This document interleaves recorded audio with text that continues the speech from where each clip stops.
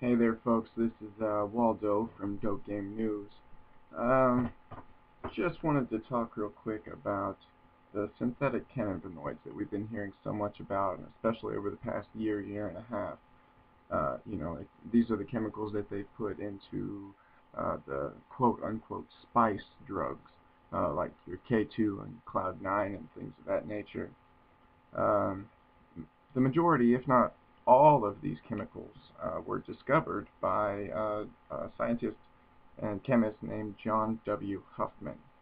Uh, he led research that, developed JWH and pretty much anything, well, all the chemicals that are called JWH, JWH standing for John W. Huffman. Uh, he, the research that led to the first synthesis creation of these drugs was actually funded by the National Institute on Drug Abuse for the United States of America in the mid-'80s. I think 1984 was the year. And he's on record quote saying that it's like playing Russian roulette using these drugs. We don't know a darn thing about them. Uh, that unquote there. He also stated that some of the issues of these drugs were panic attacks, heart palpitations, breathing problems, mood swings, and but not limited to all of these, paranoia also being one.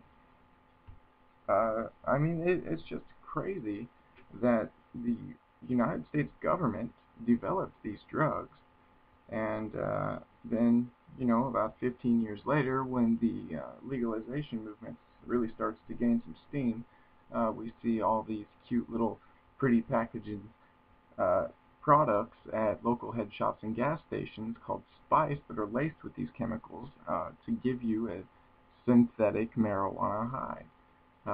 It really appears that this was done purposely. I mean, we know that a lot of the chemicals are being produced out of China, and the manufacturers are changing them, almost daily as far as the chemical construction goes, because they want to make sure that they remain under the law. But it just seems to me that with all the media smear campaigns, like the boy out of Iowa who supposedly shot himself after trying K2 with his friends, I mean it's just insane. These drugs definitely are more harmful than marijuana, but I don't see. I don't know. I know many people that have used them, and very few have shot themselves. It's just pretty crazy. The media will just run with anything that they can get to run a smear campaign, and it's obviously made to make marijuana look worse. People are assuming that since these products are legal or semi-legal, that it's got to be safer than pot. And since it doesn't show up in most standard use urine screens at this moment, people are using it more than pot as far as people on work that drug screens, or as far as like probation and paroles and stuff like that. But it's simply amazing that we find that these chemicals were actually developed by the government.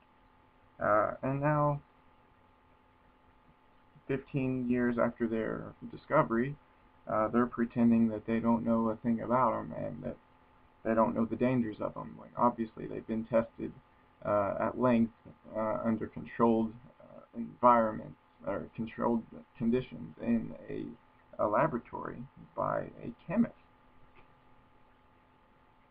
I don't know. I just thought I'd bring up some of those questions because I think it's awful weird.